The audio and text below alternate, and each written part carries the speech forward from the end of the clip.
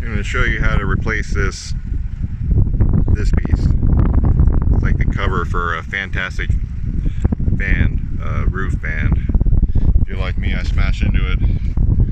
Lucky I found this replacement part. $54. Just there's 4 screws here on the bottom. That's how you replace it, and then you gotta put it back into this thing so it can raise and lower. You'll just need a Phillips screwdriver and some kind of cleaner if you're going to want to clean the grease off. I use brake clean, and first thing you want to do is remove the broken cover. This is super greasy, so I'm going to try to use the brake cleaner on it.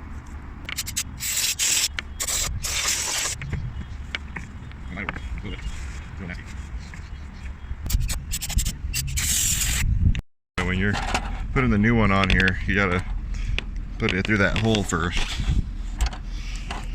Raise the lever from the inside so that you can put the new lid on it. There we go, now it's in the hole. And then now you can screw it on. So it's in the hole there now, so now you can put the screws in.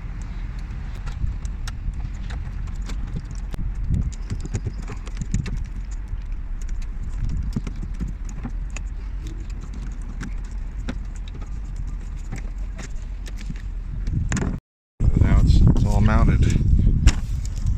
So make sure you put it through that hole first before you screw it in, or you won't be able to do it.